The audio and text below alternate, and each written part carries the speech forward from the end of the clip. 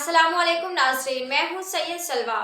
आइए नजर डालते हैं आज की अहम खबरों पर। रावलपिंडी ट्रांसजेंडर मैडम सबा गुल की सिटी 84 न्यूज से खसूसी गुफ्तगू करते हुए बताया। मजीद जानते हैं रिपोर्टर निगत सरफराज की इस रिपोर्ट में। अस्सलाम वालेकुम नाजरीन, मैं हूं आपकी होस्ट निगत सरफराज और मैं इस वक्त मौजूद हूं रावलपिंडी में। और मेरे साथ इस वक्त मौजूद हैं एक अहम शख्सियत ट्रांसजेंडर मैडम सबा गुल, जो किसी भी तारुफ की मोहताज नहीं, सोशल वेलफेयर के कामों में आप बढ़ चढ़ कर हिस्सा लेती हैं और हम जिन्स परस्ती के सख्त खिलाफ हैं। आए इनकी निजी ज़िंदगी के बारे में इनसे चंद सवालात करते हैं। जी मैडम सबा गुल, आपके वक्त देने का बहुत शुक्रिया। मैडम सबा गुल, आप हमें ये बताएं कि आप पाकिस्तान के किस इलाके से ताल्लुक़ रखती हैं और आपको रावलपिंडी में आए हुए कितना अरसा हो चुका है? बिस्मिल्लाहिर्रहमानिर्रहीम, वालेकुम सलाम।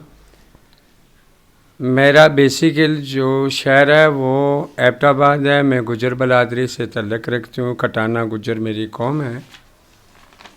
और रावलपिंडी पंजाब में यानी कि रहायश वज़ीर हुए कम से कम यानी कि 25 साल मुझे हो गए। मैडम सबा गुल, आपको कैसे ख्याल आया कि मैंने अपनी ट्रांसजेंडर फैमिली के लिए कुछ करना है? सबसे पहले तो ख्याल मुझे अपनी ज़ात का और अपना आया। दुनिया से हटकर मैंने अपनी ज़िंदगी से कितना प्यार करना है और प्यार कितना कीमती है, और ज़िंदगी जो है वो एक अल्लाह रब्बुल इज़्ज़त की ज़ात की तरफ से अनमोल तोहफ़ा है, और उसका एहसास हमने किस तरीके से बराबर करना है और उसको किस तरीके से हमने दुनिया के दरिंदों से महफूज करना है। मैडम, अगर आज आप अपने बड़े बड़े काम गिनवाएं और आप हमें ये बताएं कि इन कामों में आपको कितनी दुश्वारी का सामना करना पड़ा और आपको कितना टाइम लगा इन कामों में? चैलेंज जो होते हैं ना, ज़माने के हर शख्सियत को मिलते हैं। मेरे जो चैलेंज थे यानी कि मेरी ज़िंदगी को ख़त्म करने वाले भी चैलेंज थे और इन चीज़ों को रोकने वाले थे। जो मेरी ज़िंदगी का अहम जो किरदार था यानी कि वो उम्र ट्रैफिकिंग के ऊपर था, यानी कि किसी को ख़रीदना या बेचना या उसके ऊपर तनायद करना, गुंडा tax per day per month जुल्म तशद्दुद करना अपने जैसे लोगों का। पहले ज़माने में हम लोग कहते थे यानी कि हिजड़ा मिलता है तो माँ का पेट मिलता है।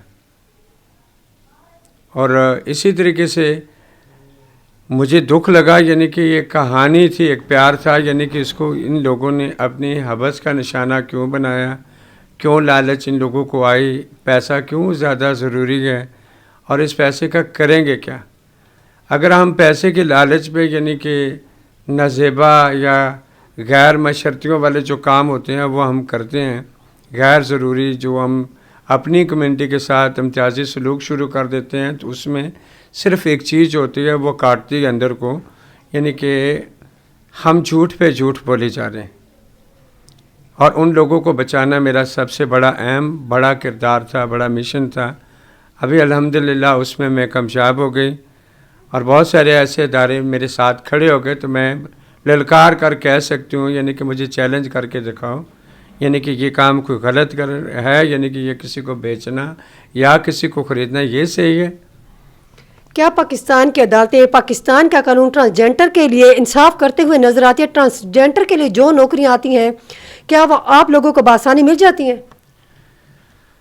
नौकरियां जो होती हैं कुछ रास्ते में नहीं पड़ी होती, यानी कि हम भी आम पाकिस्तानियों की पाकिस्तान शहरियों की तरह यानी कि हमने अपना भी एक टेक्निकल तरीका इस्तेमाल करना है। नौकरियों के लिए पढ़ाई ज़रूरी होती है, उसके लिए यानी कि तालीम ज़्यादा से ज़्यादा चाहिए होती है, तब भी जाकर यानी कि कहीं हमारी दरख्वास्तें जो हैं वो मंजूर की जाती हैं, हमारी कंपेनें आगे चलती हैं। तो फिर हम डट कर उस चीज़ को सबूत करते हैं इतनी तालीम इस ट्रांस के पास है, इसे जॉब और नौकरी चाहिए। ट्रांसजेंडर की तादाद कितनी है पूरे पाकिस्तान में? इनमें पढ़े लिखे और अनपढ़ कितने हैं? क्या आप इनकी तादाद के बारे में कुछ बता सकते हैं? बिल्कुल, यानी कि हमारे जो ट्रांसजेंडर हैं यानी कि वो अल्हम्दुलिल्लाह अल्लाह रब्बुल इज़्ज़त की ज़ात का एहसान है। यानी कि ये समझ नहीं आती, हम सलवार उतार कर नहीं देखते यानी कि कौन सा है कौन सा नहीं है। 8 लाख से ज़्यादा यानी कि हमारे पाकिस्तान के अंदर ख्वाजा सरा मौजूद है, जिसमें मुझे कुछ प्रॉब्लम नज़र आती हैं इनमें। تو وہ چیزیں جو ہوں گی یعنی کہ میں نے وہ کلیئر کی ہوئی ہیں، یعنی کہ ہم نے کس طریقے سے اور کیسے ان لوگوں کو کور کرنا ہے اور کیسے ان لوگوں کو ہم نے رائے رستے پہ لانا ہے۔ ٹرانسجینڈر بھی مختلف حصوں میں تقسیم نظر آتا ہے، کچھ بھیک مانگتے ہیں، کچھ جسم فروشی کرتے ہیں اور کچھ پارٹی کرتے ہیں۔ آپ ان کی بہتری کے لیے کچھ عمل بنایا؟